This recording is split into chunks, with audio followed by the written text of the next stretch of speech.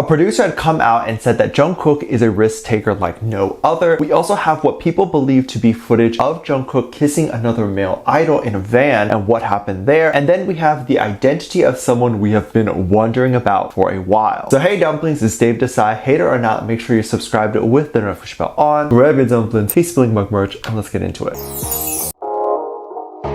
We need to talk about an identity that was recently revealed. RM is someone that keeps his personal life pretty personal after the release of Change Part 2, which implied that he had been heartbroken by someone he was seeing. Of course, it's just a song and it could be written based on a movie or a show and actually wasn't from real world experiences, but it could also be real, right? And this definitely made ARMYs think that we don't know about RM as we may think that we do. When he has spare time, he often goes on these random trips to visit museums, and a lot of times it seems like he is going by himself, and then other times it appears like he is going with a friend. He often censors their faces when posting them, and of course this leads ARMYs to question who this censored mystery person is. Of course we have no idea who they are, and we probably won't know. That is totally okay, as they are probably not public figures and would be of no interest to us to know anyway, because it's not like they'll have music or anything to post for us. But RM during a live stream talked about something that freaked ARMYs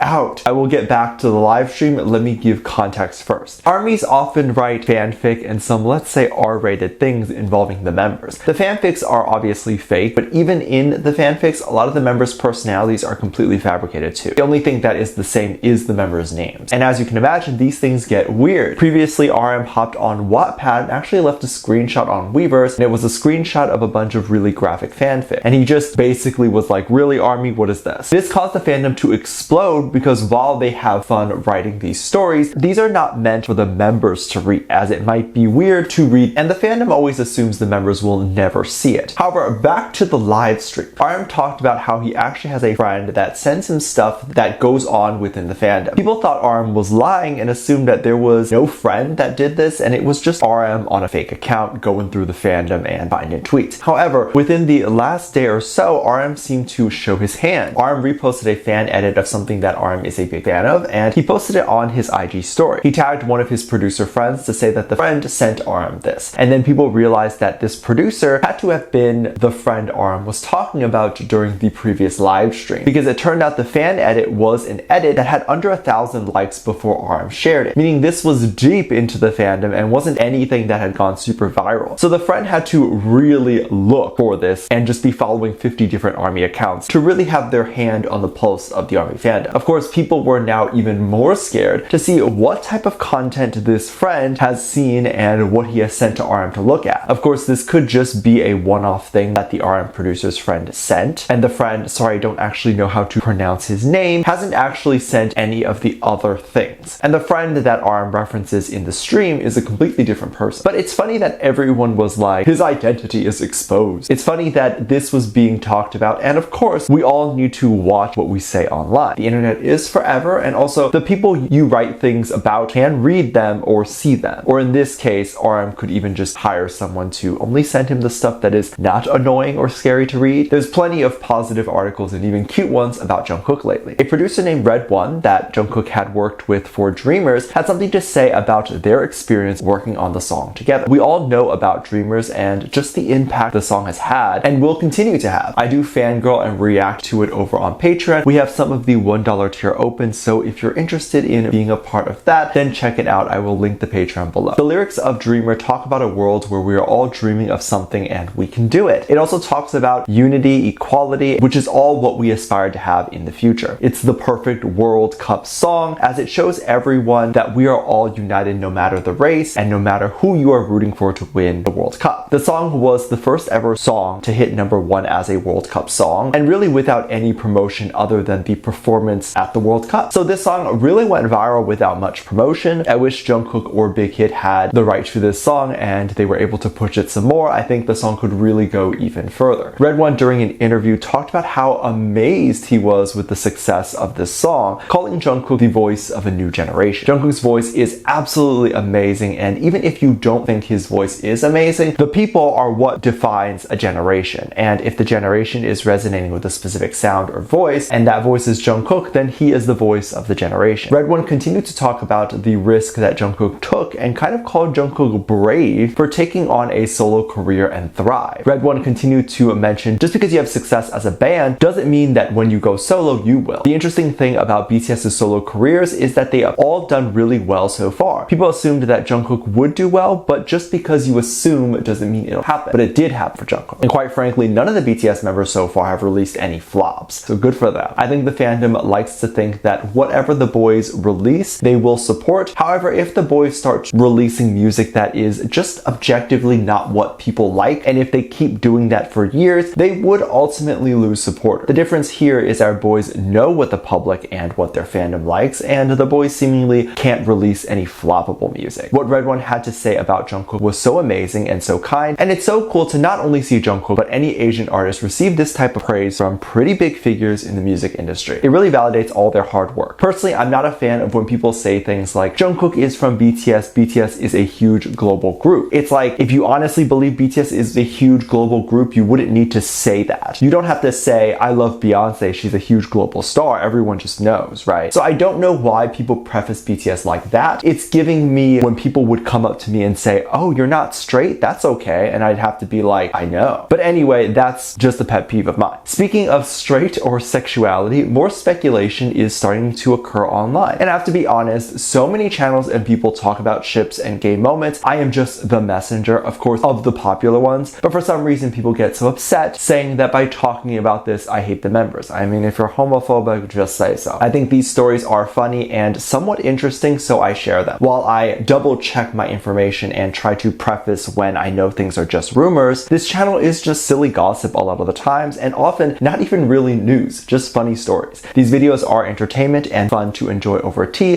which is why I created a tea mug. There is a viral video going around where it appeared like Jimin hopped into a van at an airport. This must have been a long time ago, and it probably was a moment where all the boys were traveling somewhere together. I don't recall ever a moment where we had Jungkook and Jimin at an airport alone. Like maybe they've gone on vacation together for fun, but it was never documented of them at the airport. And I will explain why this is relevant later. Apparently Jimin walked into a van and hugged someone. From the looks of this video footage, it appeared like Jimin, or this supposed Jimin, leans in to hug another person. People believe this other person is Jungkook. People believe this was either a security footage being taken or a paparazzi that had caught this moment. And the rumors get weirder because people don't even believe that the two were just hugging, but claims that it looked like the two were kissing each other, often like how a couple would when they say hi. Couple of issues here, couple of thoughts. The video is so blurry and no context. You can't even see any of the people's faces. You don't even know if this is Jungkook and Jimin. Let's start there. Who are even these people? Second of all, they went into the hug, which is clear that at the very least, a hug is happening between whoever these people are. When you hug, your faces get close, and given that there is nothing to look at here, you can't see anything, meaning there is no depth. So when two faces are next to each other, there's no light to show depth. It will look flat, making it look like they're in front of each other. When in reality, if it's a normal hug, the two faces are going to be next to each other with some visible depth. Of course, as I said, we don't even know who both of these people are, and I don't see, even if the two were dating, that Jungkook would risk going to the airport to kiss Jimin, where he knows there's 50,000 reporters snapping and recording everything. There's so many times where the inside of the van that the members are in or getting into are completely exposed. I doubt both idols, who have been idols for almost a decade, don't know that. I think that if any of the members were to date anyone famous, each other, or regular civilians, they would do it quite differently. Now, let me know what you think, and make sure you check out my Patreon for more videos, link down below. Thanks, just love a comment right here.